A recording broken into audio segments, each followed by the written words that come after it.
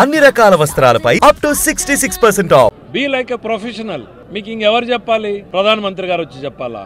మీరు పిటిషన్లు పెట్టారు, మీ ఎంపీ పెట్టాడు, ఎమ్మెల్సీ పోయి కోర్టులో పిటిషన్ వేశాడు. విచిత్రం, వీళ్ళే కోర్టులో పిటిషన్ వేస్తారు, మళ్ళీ మరుసటి రోజు ఈమెయిల్ ఈయన ప్రెస్ మీట్ పెడతాడు. కోర్టులో ఉంది, డబ్బులు ఎట్లా ఇస్తారు అని వాళ్ళకి మెయిల్స్ పెడతారు. జగన్మోహన్ రెడ్డి గారు దాన్ని ట్వీట్ చేస్తారు. ఎవరు లెక్క పెట్టలే, ఓవర్ సబ్స్క్రైబ్ అయింది. కడుపు మంట ఎవరికి? మీకు కడుపు మంట. కాస్త జలుసిల్ లాంటిది ఏమన్నా ఉంటే వేసుకోండి, ఆరోగ్యానికి మంచిది కాదు అంత కడుపు మంట. మీరు 7,000 కోట్లకు మీరు పిలిచారు, ఒక్క రూపాయి పెట్టుబడి పెట్టలా మిమ్మల్ని చూసి. అది వాస్తవమే కదా. ఇవాళ మేము అదే కార్పొరేషన్ కి కంటిన్యూషన్ జీవో ఇస్తే 9,000 కోట్లు ఓవర్ సబ్స్క్రైబ్ అయింది. దానికి మీకు కడుపు మంటనా? ఇవాళ ఆర్బీఐ సెబీ క్లియర్ చేసిన తర్వాత ఇంకెవరు చెప్పాలా? నువ్వు చెప్పి మీ పత్రికల్లో పెద్దగా రాసుకుంటే నువ్వు చెప్పింది నిజమని నమ్మాలా? ఎట్లయ్యా రాజేంద్రనాథ్ రెడ్డి గారు? ఒక్క సంక్షేమ పథకము అమలు కాలేదంట. రండి, ఈ రోజు పబ్లిక్ మీటింగ్ పెట్టాం కదా, 5,000 మందితో మీటింగ్ పెట్టాం.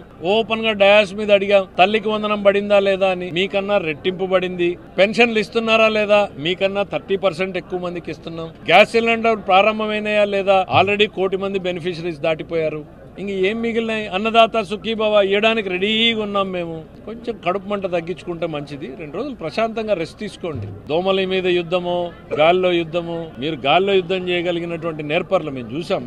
మీ నేర్పరితనాన్ని ప్రజలు అవన్నీ చూడకనే కాల్చి వాత పెట్టిండేది. ఇప్పటికన్నా కొంచెం సీరియస్ గా నేర్చుకుంటే, పద్ధతిగా మాట్లాడితే బాగుంటది. లేకపోతే మేము అదే భాషనే అదే వెటకారాన్ని వాడాల్సి వస్తుంది. ఇంకా ఎక్కువ వాడాల్సినటువంటి పరిస్థితులు కూడా ఉంటాయి. దేశద్రోహ కేసు పెడతారా అని మీ మీద పెడతామని చెప్పలేదు. మీరెందుకు భుజాలు దడుముకుంటున్నారు? ఎవరైతే దొంగ ఈమెయిల్స్ పంపించారో వాళ్ళ మీద ఖచ్చితంగా పెడతాం. మీకేం అనుమానం అక్కర్లేదు. మీరేమన్నా ప్రోత్సహించింటే మీరు భయపడండి. మరి దొంగ ఈమెయిల్స్ పెట్టిన వాళ్ళని కేసు పెట్టకుండా వదిలేయాలా?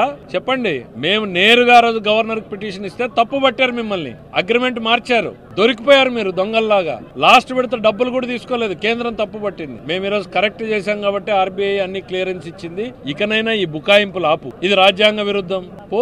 ఎవరు చెప్పాలి నీకు రాజ్యాంగ విరుద్ధం అని? నువ్వు జగన్మోహన్ రెడ్డి కలగంటే అయిపోయిందా? మీరే రాత్రి బ్రీఫింగ్ చేస్తారు, పొద్దున్న రాపించుకుంటారు, మళ్ళీ దాని మీద ప్రెస్ మీట్ పెడతారు. ఏందా ఇది?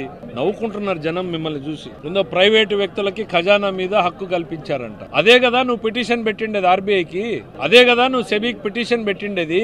అవన్నీ చూసిన తర్వాతే కదా వాళ్ళు క్లియరెన్స్ ఇచ్చిండేది. ఆర్బీఐ కన్నా గొప్పోడివా నువ్వు? ఆర్బీఐ గవర్నర్ పదవి ఏమన్నా మరి జగన్మోహన్ రెడ్డిని అడిగి అప్పట్లో తీసుకోకపోయావా? సెబీ కన్నా గొప్పోడివా నువ్వు?